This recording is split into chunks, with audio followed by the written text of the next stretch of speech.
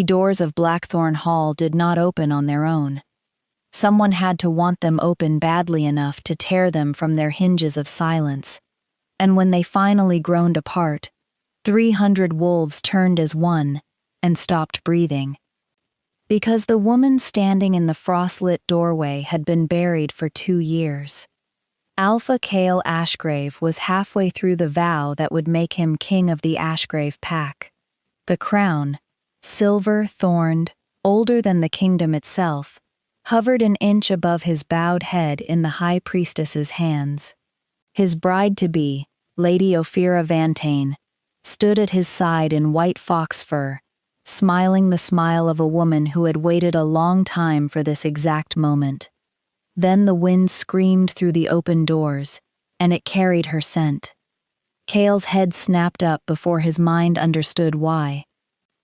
Wolfsbane and midnight jasmine, a scent he had told himself, every single night for 2 years, that he would never smell again. He turned. She stood at the far end of the hall in a torn traveling cloak, hood pushed back, dark hair loose and wild around a face the entire kingdom had wept over at her funeral. Her eyes found his across the crowd, across the silence, across 2 years of grief he had built his entire life around. "Hello, Kale," said Seraphine Duskmourne. "You look surprised to see your wife."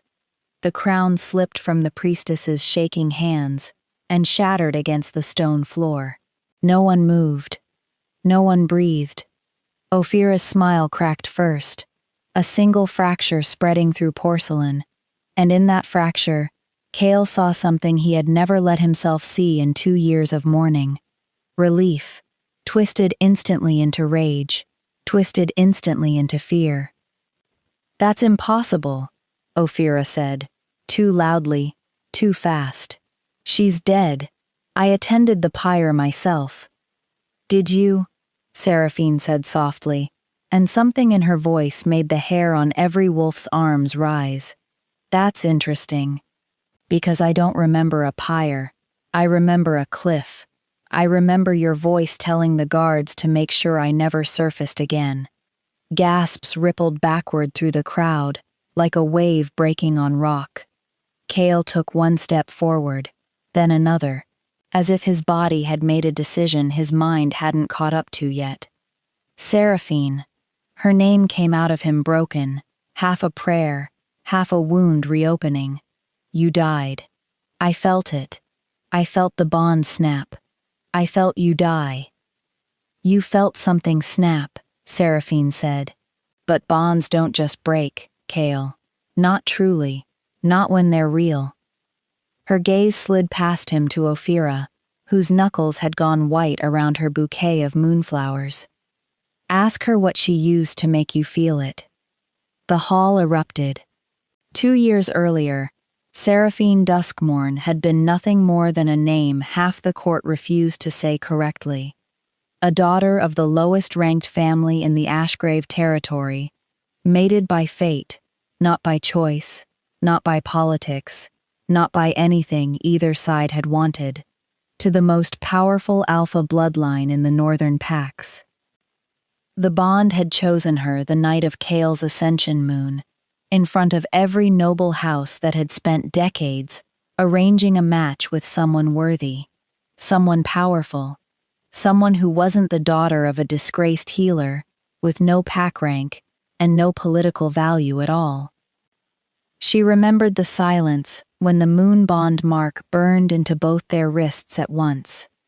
She remembered the way Kale had looked at her, not disgusted, never disgusted, but terrified, the way a man looks at a debt he didn't know he owed. She remembered loving him anyway. That had been her first mistake. The accusation came 8 months into their bond. Poison, found in the royal wine cellar, traced back to an herb only healers were trained to identify and prepare. Seraphine's mother had been a healer. Seraphine herself had studied under her before the bond took her away from that life entirely. It didn't matter that she had never once entered the royal cellar. It didn't matter that she had no motive, no opportunity.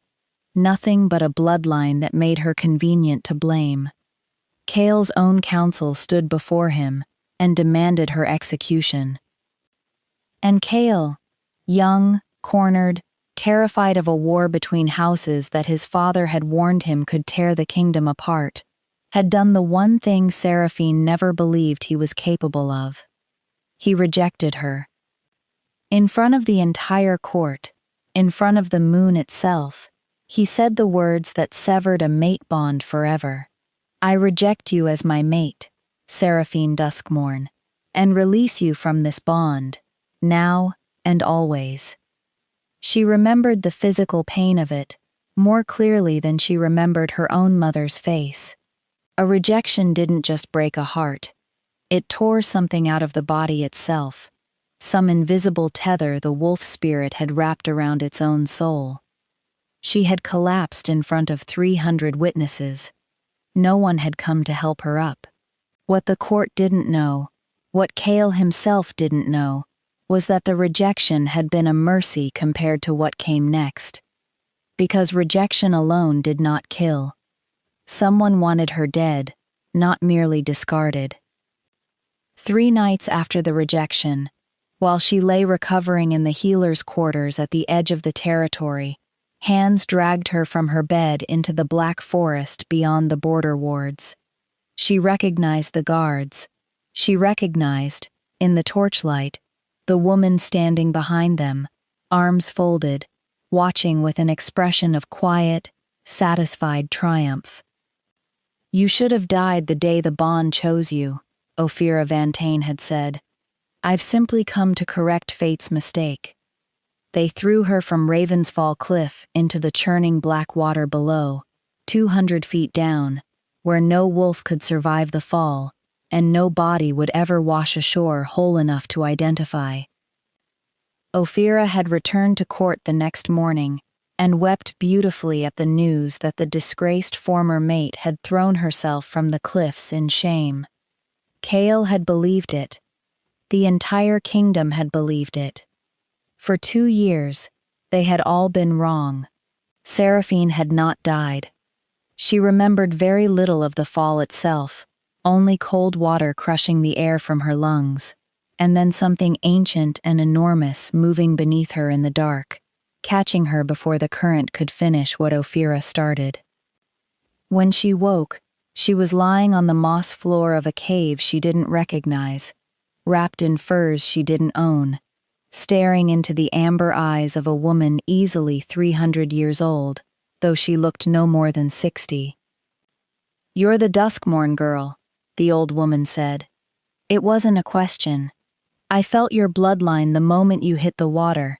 I didn't think any were left. Bloodline? Seraphine's voice had come out cracked, raw, disbelieving. My mother was a healer. Nothing more. The old woman, who introduced herself only as Mother Vey, keeper of the Hollow Moon Sanctuary, a refuge for wolves the packs had cast out and left for dead, had laughed, not unkindly. Your mother hid what she was to protect you. The Duskmourne line isn't healers, child. It's Moonbloods, the last living descendants of the first wolf the goddess herself touched. Your family has been hunted and hidden for 3 generations, because a Moonblood awakened is more powerful than any Alpha Crown.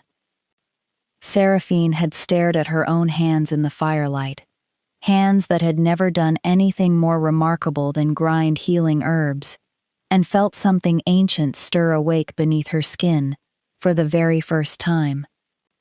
Why didn't it save me sooner? Why did I almost die?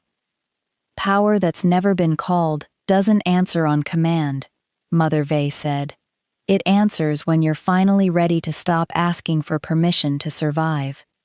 For 2 years, Seraphine trained in the Hollow Moon Sanctuary, learning to control a power the packs had spent 100 years hunting to extinction. She learned that Moonbloods could feel lies, the way other wolves felt scent, a shimmer in the air around a false word. She learned that Moonbloods could call moonlight itself into physical form, bending it like water, like silver rope, like a blade. She learned that moonbloods could not be rejected twice, because their bond to a true mate ran deeper than any wolf magic could sever, which meant that somewhere in her chest, buried but never gone, her connection to Kale had never actually died. It had only gone quiet, waiting. The sanctuary itself was full of wolves the packs had discarded the way they had discarded her. An Omega named Ferris, who had been driven out of his birth pack for refusing to fight in a border war he thought was unjust. A mute healer named Thessaly, who communicated only in careful, precise gestures and had once been accused of witchcraft for curing a fever no ordinary remedy could touch, and a former royal guardswoman named Bryn, who had deserted her post rather than carry out an execution order she believed was unjust. They became, in the strange and quiet way exiles do, something like a family. It was Bryn who taught Seraphine to fight with something other than moonlight, insisting that power without discipline was just another way to get killed. "Moonlight is beautiful," Bryn told her, sparring blade flashing in the cave's dim torchlight. "But it won't save you, if your instincts are still those of a healer's daughter who's never had to hurt anyone. You need to learn to want to win, not just hope to survive." It took Seraphine 4 months to land her first clean hit against Bryn. It took another 6 before she stopped apologizing every time she did. It was Ferris who taught her patience, sitting with her for hours by the underground spring while she practiced calling threads of light one at a time, failing more often than succeeding, until her hands stopped shaking every time the moonlight refused to answer. And it was Thessaly, wordless but endlessly patient, who taught her the oldest truth of all, that a moonblood's power was not a weapon to be aimed, but a promise to be kept. It did not answer to fury, it answered to certainty. And every night in that cave, Mother Vey asked her the same question. "When you're strong enough, what will you do?" For the first year, Seraphine's answer had been revenge. By the second year, her answer had changed.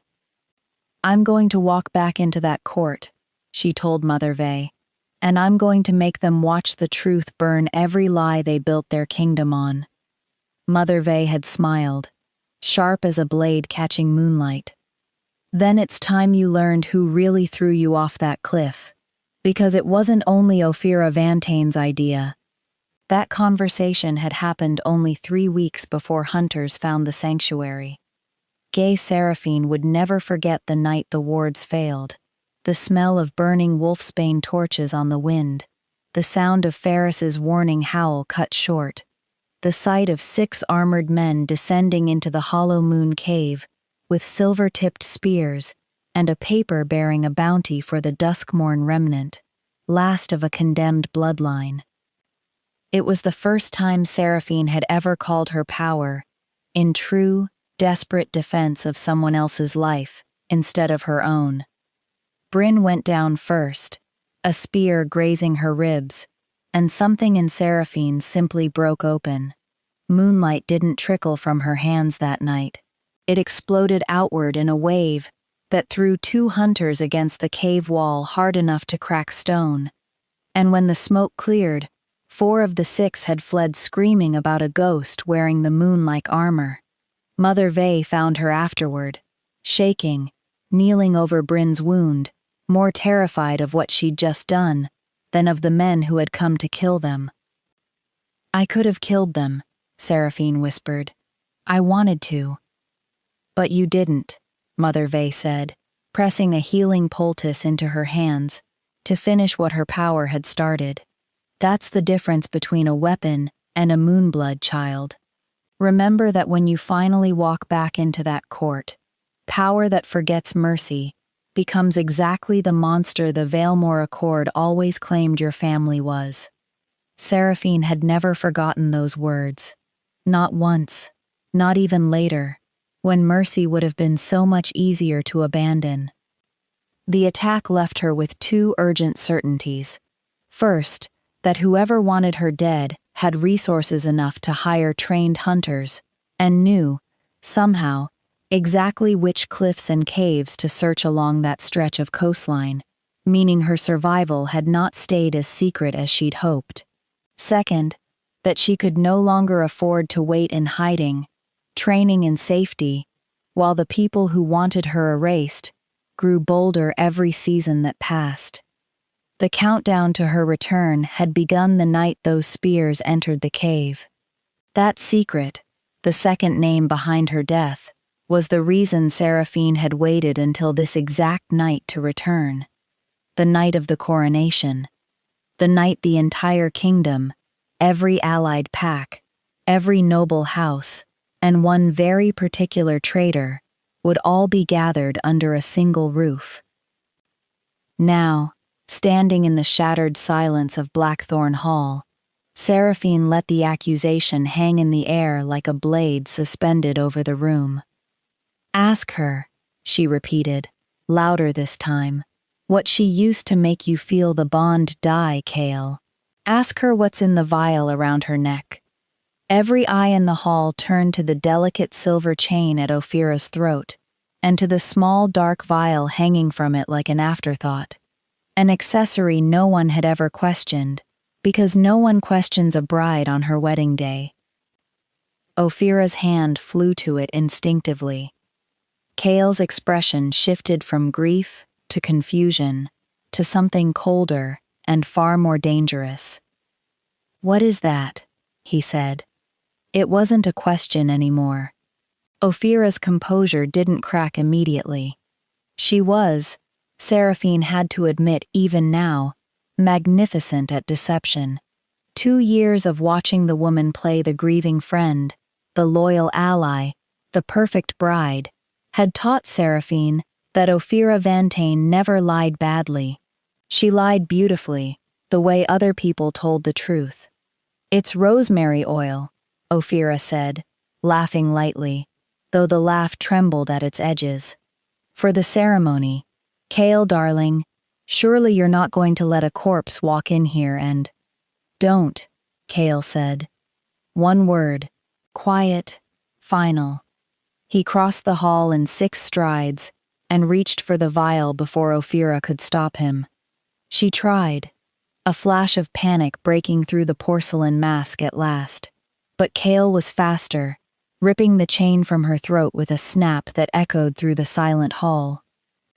He uncorked it, sniffed it, his face went white. "Wolf's root ash," he said, and his voice had gone hollow. "Mixed with silverbind. This isn't a perfume." He looked up, first at Ophira, then across the hall at Seraphine, and something in his expression cracked open entirely. "This is a bond-severing draft. This is what's used to fake a rejection's death signature to the wolf who's severed." Seraphine watched 2 years of grief rearrange itself behind his eyes into 2 years of rage. "You didn't reject me because you believed I was guilty," she said quietly.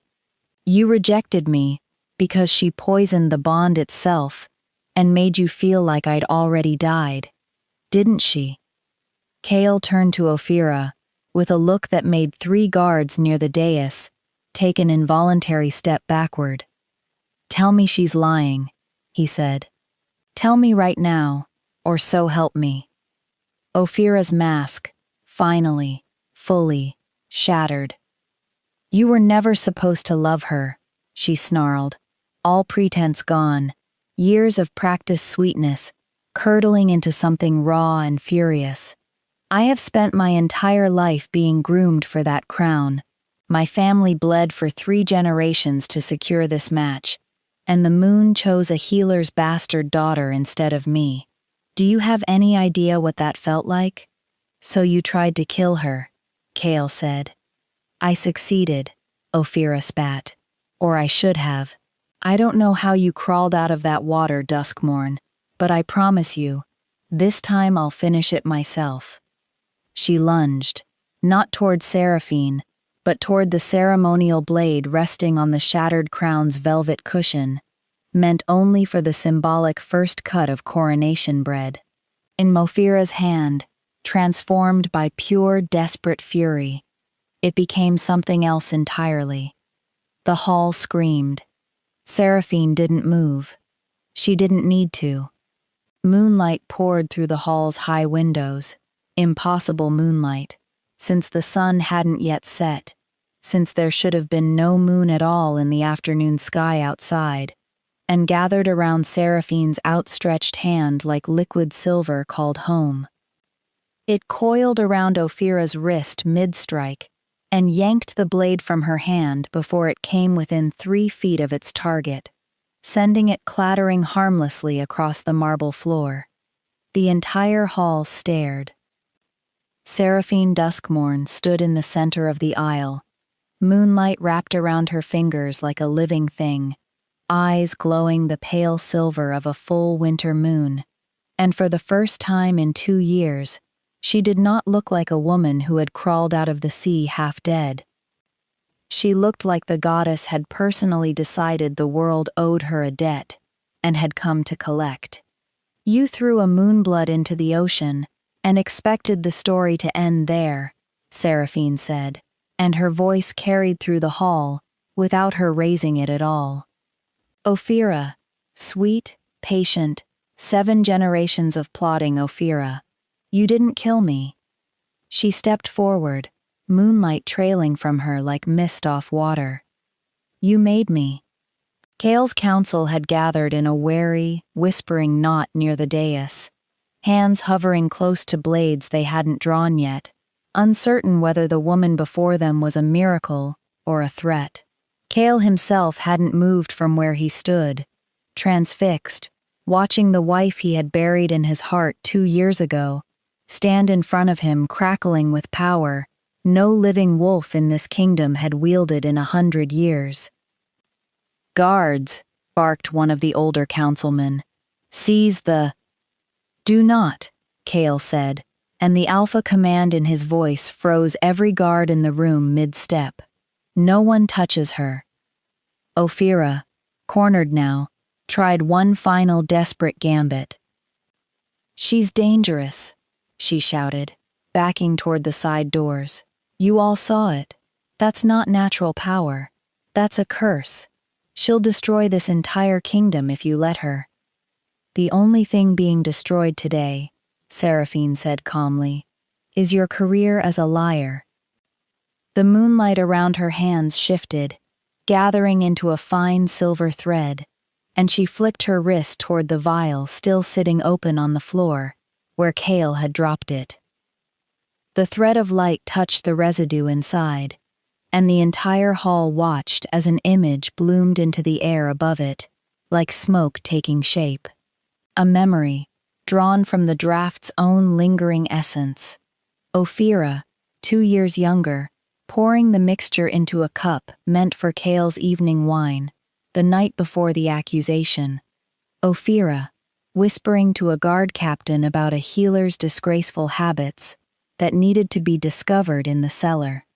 Ophira, standing at the edge of Ravensfall Cliff, arms crossed, watching Seraphine's unconscious body get thrown into the water below. The images hung in the air for 10 full seconds before dissolving into smoke.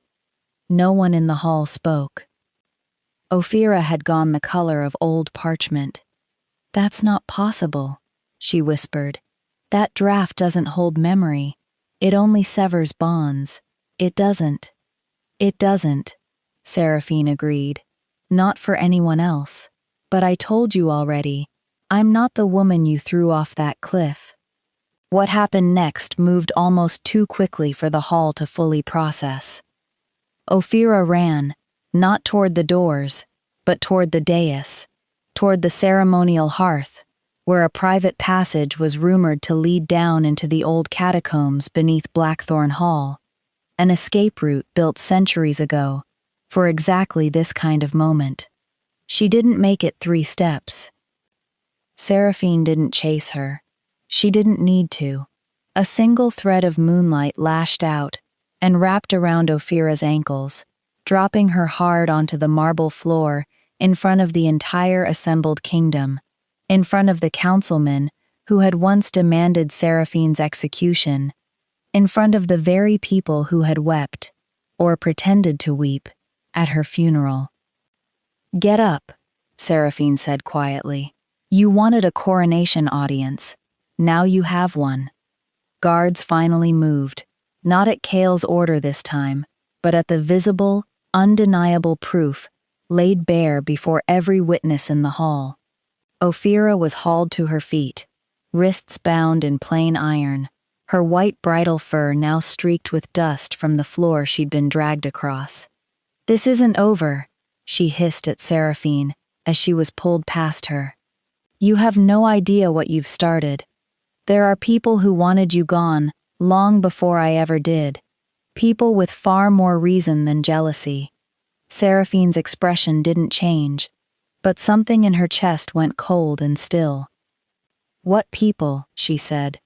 Ophira only smiled, a broken, bitter, knowing smile, before the guards dragged her from the hall entirely, leaving the question hanging unanswered in the wreckage of the coronation that never was. The hall slowly, unevenly, began to breathe again. Cale stood only a few feet from Seraphine now, close enough that she could feel the old, familiar warmth radiating off him the way it always had, back before rejection and grief, and 2 years of ocean water had come between them. "Seraphine," he said, and this time her name came out steadier, though his hands were shaking. "I need you to understand, if I had known." "You didn't know," she said. "That's the entire point of what she did. She didn't just want me dead, Cale. She wanted you to be the one who killed me, without ever having to lift the knife herself. She used your fear of a divided kingdom as the weapon, and you handed her the blade." He flinched, like she'd struck him. "Then let me fix it," he said. "Let me undo 2 years of—" "You can't," Seraphine said, not unkindly, but firmly. "You can't undo a rejection, Cale. You know that better than anyone. What's broken between mates by those words doesn't simply mend because the truth finally came out." Something in his face cracked with a grief so raw it silenced the murmuring crowd around them. "Then what do I do?" he asked, voice barely above a whisper. "Tell me what to do, and I'll do it. I've spent 2 years mourning a woman I thought I killed with my own cowardice. I am not going to lose you a second time to my own silence." Seraphine studied him for a long moment, the crown still shattered on the floor between them, the coronation in ruins, the entire kingdom watching a story unfold that would be told in every tavern and every pack hall by morning. "You start," she said finally, "by finding out who else wanted me dead, because Ophira wasn't lying about that part, and whoever it is didn't stop just because she got caught." The days that followed the shattered coronation moved like a landslide no one could quite outrun.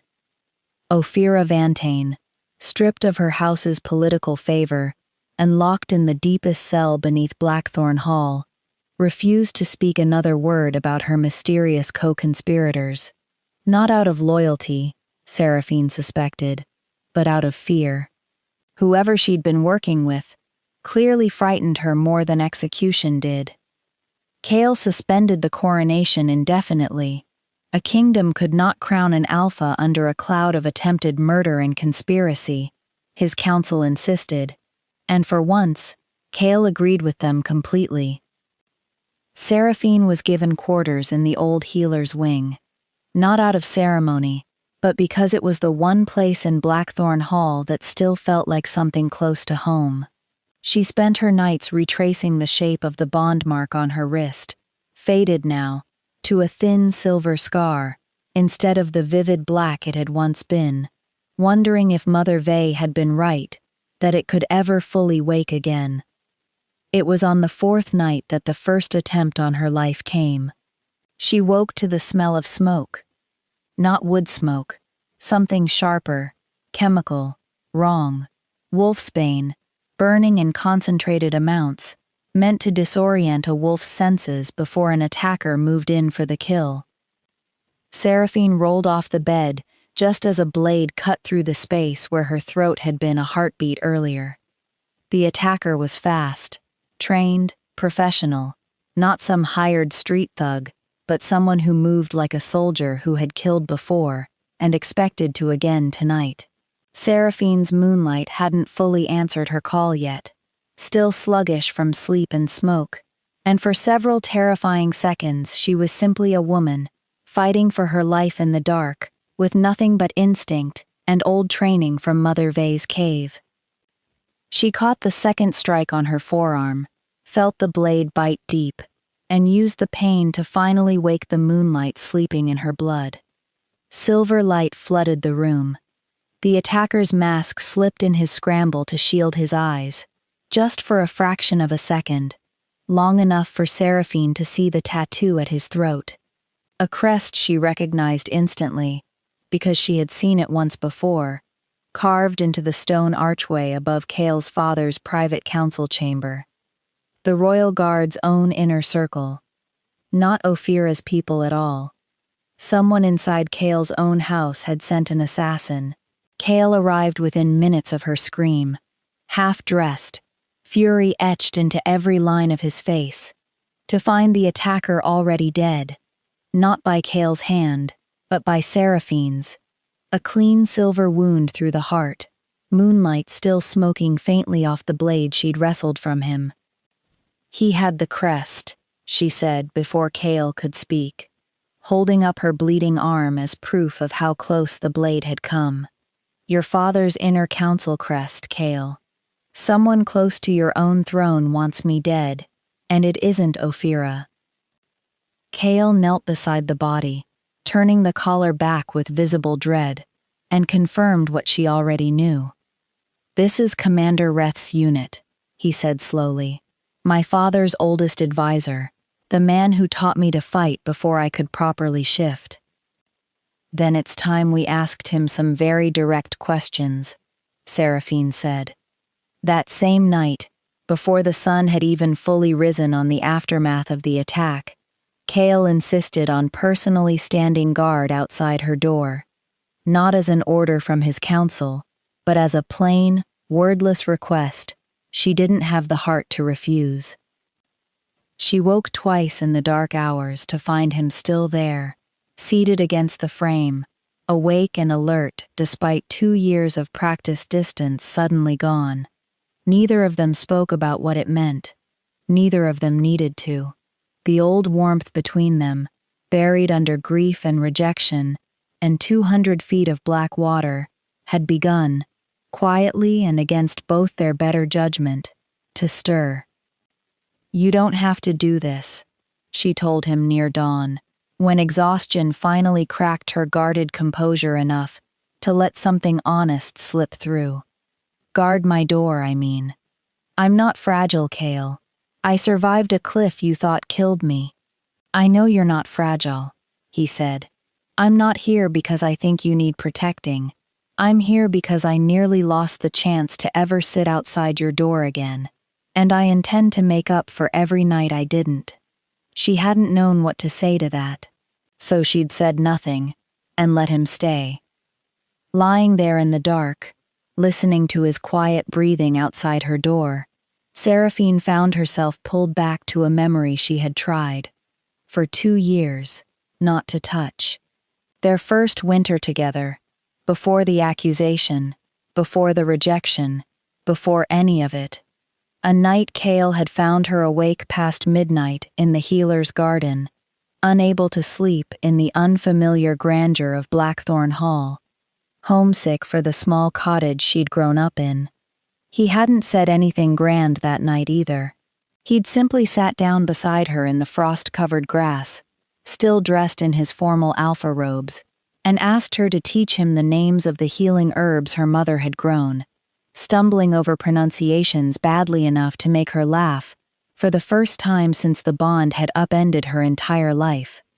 "I don't know how to be what this kingdom needs me to be," he'd admitted quietly that night, the Crown Prince's confidence entirely gone, replaced by something achingly young and afraid.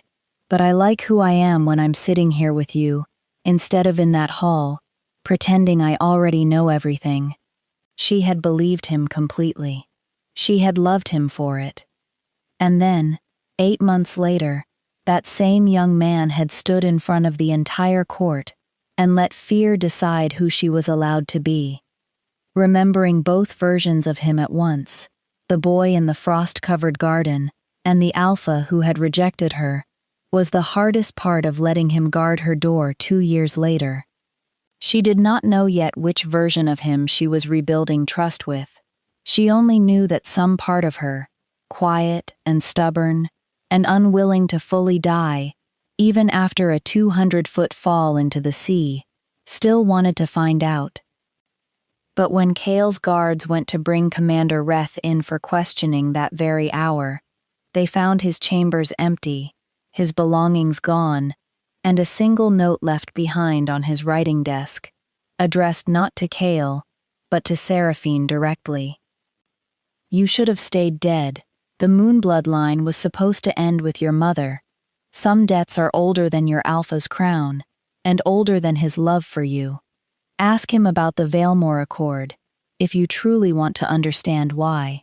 Before Seraphine went looking through dusty archives, she went to the one person still in chains, who might already know the shape of the truth. Ophira received her in the cell beneath Blackthorn Hall, with a bitter, hollow laugh, the fine bridal fur long since replaced by plain gray wool. Come to gloat? Ophira asked. Or has the great returning Moonblood finally realized she doesn't actually know as much as she thinks she does? I want the name, Seraphine said, the one you mentioned in the hall. You said there were people with more reason than jealousy who wanted me gone. Who are they?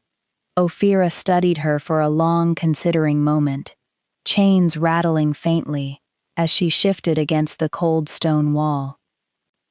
You'll forgive me if I don't feel particularly generous toward the woman who ended my entire future, she said. But I'll tell you this much, for free, since I doubt it will save me either way. I didn't come up with the idea to throw you off that cliff entirely on my own. Someone offered me the method. The Wolfsbane draft, the guards willing to look the other way, even the timing. Someone handed it to me like a gift, knowing exactly how badly I wanted you gone, knowing I'd be desperate enough to use it, without asking too many questions about who was really benefiting. Who? Seraphine said again, quieter now, more dangerous. Someone who has spent far longer hating your bloodline than I ever managed to hate you personally, Ophira said. I was convenient, a jealous woman in love with a crown, easy to manipulate, easy to blame if it all went wrong. I was never the architect of this, Seraphine. I was only ever the hand. She wouldn't give the name outright, whether from genuine fear or some final, petty desire to make Seraphine work for it. It was impossible to tell. But the shimmer of truth around her words told Seraphine everything she needed to know. Ophira had been telling the truth about the pyre and the cliff and even the cruelty, but someone else, someone patient and hidden, had been pulling threads long before Ophira ever tied the knot. Seraphine left the cell with a colder certainty than she'd walked in with. This had never been only about a jealous rival. It had been, from the very beginning, about erasing her family from the world entirely. Kale had never heard of the Valemore Accord. His father had died 3 years earlier, before Seraphine had even entered his life, and had left behind a council full of old advisors, older secrets, and a library of sealed records that no reigning alpha had ever bothered opening, because the kingdom had never needed to look backward. It took 2 days of searching through the deepest archive beneath Blackthorn Hall, dust-choked shelves that hadn't been disturbed in a generation, before Seraphine found the record herself, hidden inside a false-bottomed chest under decades of unrelated treaties. the Valemore Accord. Signed nearly 40 years ago by Cale's grandfather and a coalition of the Northern Pack elders, it was an agreement to systematically hunt down and eliminate every surviving Moonblood bloodline in the kingdom. The reasoning, laid out in cold, formal language, chilled Seraphine to the bone. The Moonblood line, if allowed to fully awaken, poses an existential threat to alpha rule. A Moonblood's power does not answer to pack hierarchy, does not bow to alpha command, and cannot be rejected, banished, or controlled by traditional means. For the stability of the crown and the safety of the packs, the Valemore Accord authorizes the quiet elimination of all known Moonblood descendants, to be carried out discreetly, without public record, to avoid unrest among sympathetic pack members. Her mother's healer disguise, her family's decades of hiding, her own accusation of poisoning, an accusation that had used the one skill her mother had actually taught her, healing herbs, and twisted it into a murder weapon. It hadn't been random. It hadn't even been entirely Ophira's plan. Ophira had simply been a convenient, ambitious tool for a much older conspiracy that had been quietly hunting Seraphine's bloodline since before she was born. "Cale," Seraphine said, voice shaking as she turned the ancient document toward him, "your grandfather signed an order to have my family exterminated, and Commander Reth, your father's most trusted advisor, has been enforcing it for 40 years. Cale read the document twice, his jaw tightening with every line, and when he finally looked up, something in his eyes had gone completely cold. "This ends now," he said. "Not just Reth. Whoever else signed this, whoever else has carried it forward for 4 decades, I want every name." "There's something else," Seraphine said quietly, pointing to a final clause near the bottom of the parchment, one that had been added in a different hand, years after the original signing. "Look at the amendment date. It's from 3 years ago." Cale's blood went cold. "That's the year my father died," he said. "Your father didn't die of illness, did he?" Seraphine said slowly, the pieces sliding into place with terrible clarity. "Someone amended this accord the same year he died. Someone who needed him gone, to keep enforcing it without interference." Cale's hands had begun to shake. "My father's death was ruled a hunting accident," he said. "A fall during a routine border patrol." "Falls are very popular in this kingdom," Seraphine said grimly, "when someone wants a death to look accidental." 2 nights after they uncovered the amendment, someone tried to burn the archive down. Seraphine woke to Thessaly's frantic gestures. Mother Vay's old friend had traveled from the sanctuary to help translate the Accord's older passages, and had taken to sleeping near the archive entrance, out of habit, born from years of guarding sacred things. Smoke was already curling under the heavy stone door by the time Cale's guards broke it open, and the fire that greeted them had been set with an accelerant no ordinary torch produced on its own. Whoever wanted the Valemore Accord's secrets buried was willing to burn history itself to keep them there. They saved most of the records. Not all. And in the chaos of the fire, Seraphine noticed something that chilled her worse than the flames. A single set of boot prints, leading away from the archive's side entrance, pressed into ash, heading directly toward the private wing reserved for the Ashgrave family's closest advisors. She said nothing to Cale that night. She wanted to be certain first. Being wrong about a man he trusted with his whole grieving heart was not a mistake she intended to make twice in his life. It took another 4 days of quiet, careful watching, before the lie finally shimmered clearly enough in the air around Lord Desserin Ashgrave for Seraphine to be certain beyond doubt. The investigation that followed consumed the next 3 weeks, and it was Seraphine's Moonblood senses, her newfound ability to feel a lie shimmer in the air, the way heat shimmered above summer stone, that finally cracked the conspiracy wide open. One by one, surviving council members from the original Valemore Accord were questioned. Most had died naturally over the decades. 2 remained: the ancient, half-blind Elder Corvain, and, devastatingly, impossibly, Cale's own uncle, Lord de Seraphine Ashgrave, his father's younger brother, a man who had stood at Cale's side through every stage of his grief, with warm words and quiet comfort.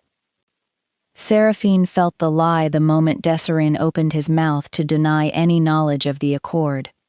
It shimmered around him like heat off a summer road.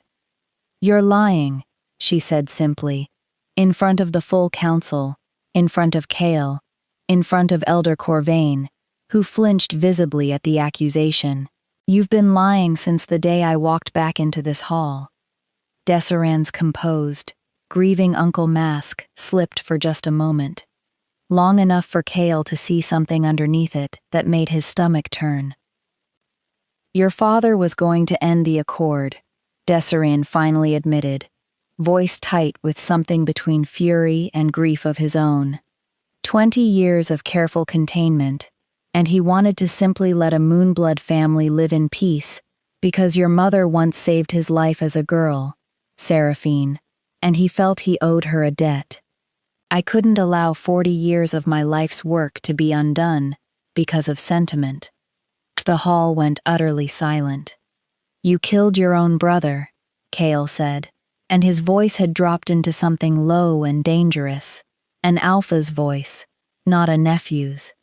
"You killed my father." "I protected this kingdom," Desserin snapped, "from a threat none of you understand yet. You've seen what she can do with a single unlocked fraction of her power. Imagine what happens when a Moonblood fully awakens and decides she no longer answers to any Alpha crown at all. I did what needed to be done. I would do it again." The confrontation that followed was not the clean, satisfying justice Seraphine had imagined during 2 years of training in Mother Vay's cave. It was messy. It was loud.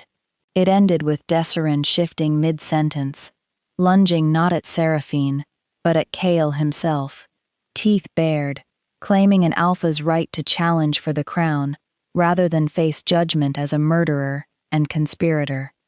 But Desserin had not come to that council chamber unprepared. A shrill horn sounded from beyond the courtyard walls the moment his challenge was declared. A signal, Seraphine realized with a sick lurch, meant to summon whatever remained of his loyalists among the old guard, wolves, who had quietly enforced the Valemore Accord for decades, and had far more to lose than a single disgraced lord. Nearly a dozen armed wolves poured into the hall within minutes, and for a terrifying stretch of chaos, the Coronation grounds that had once celebrated a wedding became a battlefield instead. Seraphine did not hesitate. 2 years in Mother Vay's cave had not prepared her for war, not truly, but they had prepared her enough. Moonlight poured from her hands in sheets, not gentle threads this time, but a wide, blinding wall of silver that drove back 3 attackers at once, giving Cale's own loyal guard the opening they needed to rally. Bryn arrived at the worst possible moment for Desserin's men, and the best possible moment for everyone else. Having ridden through the night from the Hollow Moon Sanctuary, the instant Seraphine's warning hawk reached her, blade already drawn, years of royal guard training snapping back into her body like it had never left. Ferris and Thessaly followed close behind, with a dozen other sanctuary wolves, who had spent their whole lives being told they were too broken, too exiled, too dangerous to matter, and who fought now like people who had finally been given a reason worth fighting for. "You were supposed to disappear," Desserin snarled at Seraphine from across the chaos, blood streaking his muzzle from where Cale had already opened a wound along his shoulder. Quietly, cleanly. "Instead, you dragged an army of exiles back through my front door." They were never yours to erase, Seraphine said, and the moonlight around her hardened into something sharper, something final. None of us were. Kale met the challenge without hesitation. The fight that tore through the council chamber and out into the courtyard was brutal and long.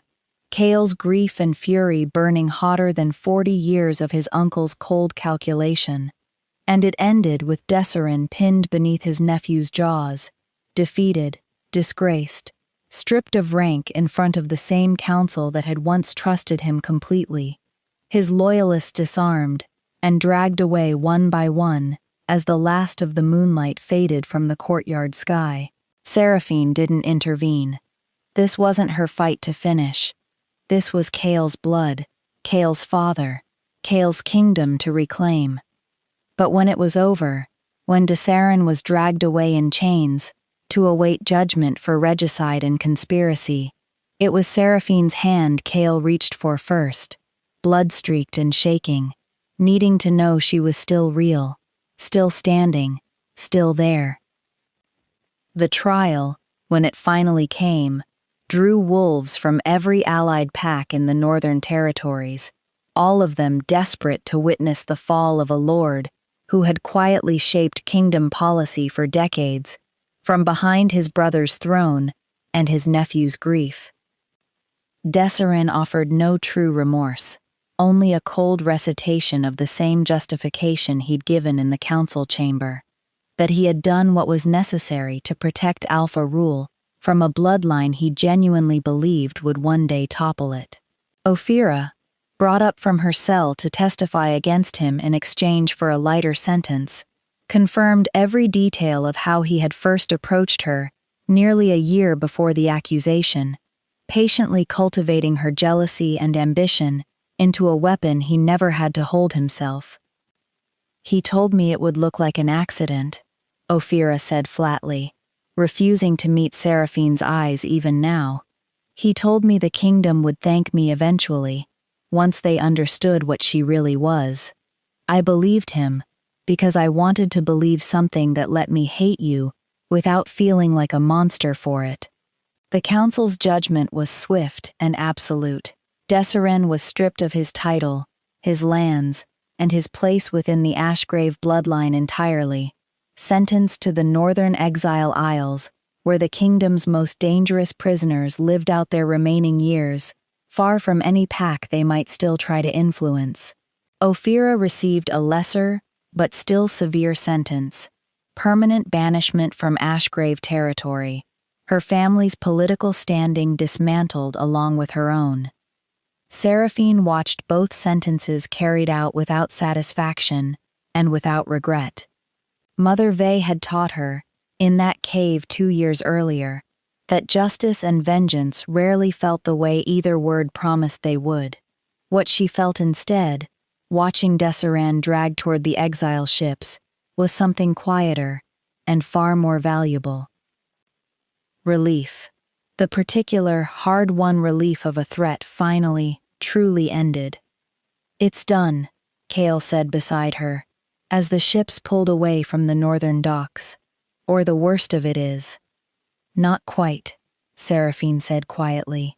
"There's still the matter of the Valemore Accord itself, 40 years of records, other Moonblood families who may still be hiding, still hunted by whatever remains of this order. This doesn't end just because we caught the men who wrote it." Kale looked at her for a long moment, taking in the weight of what she carried, not just as his mate, but as the last known survivor of an entire hunted bloodline. "Then we end it properly," he said. "Together, starting with something I should have done the moment you walked back through those doors." He didn't propose a new coronation immediately. He knew, and she knew, that a crown alone could never repair what 2 years of grief, rejection, and betrayal had carved between them. Instead, in the weeks that followed, Kale did something no reigning alpha in the kingdom's history had ever done.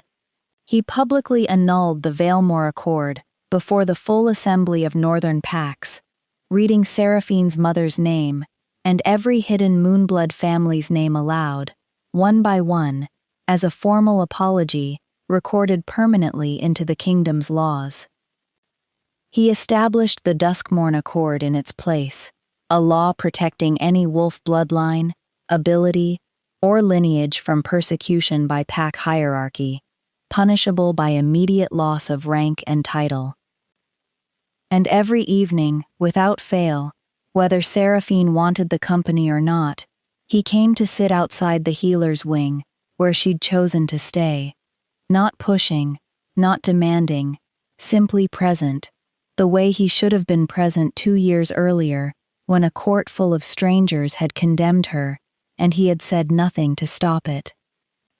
In those same weeks, Seraphine made certain the kingdom did not forget who had ridden through the night to save it. Bryn was offered command of a newly formed Royal Guard unit, one built specifically to protect wolves the old hierarchy had once deemed too dangerous or too worthless to matter. Ferris, who had spent years being told an Omega had no place shaping pack policy, was given a seat on Kale's rebuilt council as an advocate for wolves without rank or title. Thessaly chose, in her quiet way, to stay near the archive she had nearly died protecting, becoming its official keeper, determined that no hidden accord would ever again gather dust unnoticed for 40 years. Mother Vey refused every offer of a title or a place at court, exactly as Seraphine had expected she would. I didn't spend 300 years hiding from crowns just to accept one at the end of my life, the old woman said, amusement crinkling the corners of her ancient eyes. Come visit the cave instead, child, once you've finished whatever you're doing here. I suspect it will take you a while. It did take a while. Trust, Seraphine was learning, did not rebuild itself on the timeline grief wanted it to. There were nights she still woke gasping from dreams of black water closing over her head. There were mornings she caught herself flinching at raised voices in the hall, some old instinct from the humiliation of her accusation, refusing to fully release her. Kale never pushed on those mornings. He simply stayed close enough to be found, and far enough away to never feel like a demand. It was on the 63rd night, Seraphine had counted, though she never told him she'd been counting, that she finally opened the door before he could knock. "I'm still angry," she said. "I know," Kale said. "I don't know if I trust easily anymore. 2 years alone changes what trust feels like." "I know that too," he said. "I'm not asking you to forget any of it. I'm asking for the chance to earn something new, slowly, on whatever terms you decide are fair. I'm not in a hurry, Seraphine. I have spent 2 years grieving a version of you I thought I'd lost forever. I intend to spend as many years as it takes proving to the version standing in front of me now that I'm worth keeping." For the first time since she'd walked through those shattered Coronation doors, Seraphine let herself smile. Small, uncertain, but real. "That," she said, "is a very good start." They sat together on the healer's wing steps for a long time after that, neither speaking, the kind of silence that no longer felt like a wall between them. Eventually, Kale broke it. "There's something I never told you," he said, voice low. "The night the council demanded your execution, before I said the words that rejected you, I went to my father's old chambers first. I sat there for almost an hour trying to find a way to refuse them. I told myself if I couldn't find one within the hour, it meant there wasn't one. I gave myself an hour, Seraphine, to decide if you were worth losing a kingdom over, and when the hour ended, I chose the kingdom." "Why are you telling me this now?" she asked quietly. "It doesn't make it hurt less." "Because you deserve to know it wasn't sudden," he said. "It wasn't fear overtaking me in a single moment I couldn't control. I made a choice, slowly, and with a clear head, and it was the wrong one, and I have hated myself for it every day since. I don't want you rebuilding anything with me on the belief that I panicked. I want you to know exactly what you're choosing to forgive, if you ever choose to at all."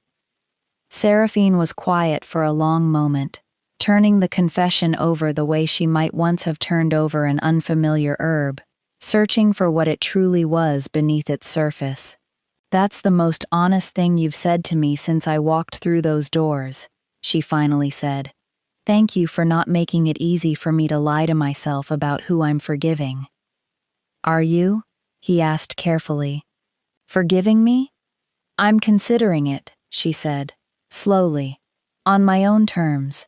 Don't rush me toward an answer, just because you finally found the courage to ask an honest question." A faint, startled laugh escaped him, the first real laugh she'd heard from him since her return, unguarded and a little disbelieving, as though he'd forgotten his own body remembered how. "I can wait," he said. "I told you already. I have all the patience 2 years of grief taught me how to hold." The bond mark on her wrist, faded to a thin silver scar for 2 long years, began to darken again that very night, not fully restored, not yet, but warming, waking, remembering. Some things, Seraphine had learned in Mother Vey's cave, could not be truly killed by rejection or lies or 200 feet of freezing black water.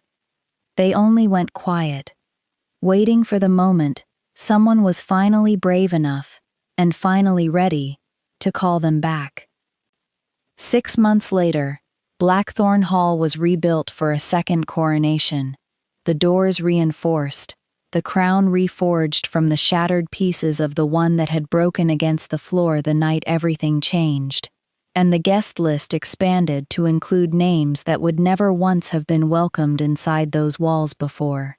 Bryn stood at the front of the honor guard in polished new armor.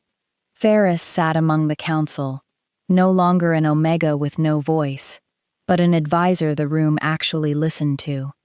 Thessaly watched from beside the restored archive doors, arms full of records she had personally rescued from the fire. Mother Vey, true to her word, had refused to attend at all, though a single silver hollow moon blossom arrived by hawk that morning, with no note attached, and Seraphine knew exactly who had sent it.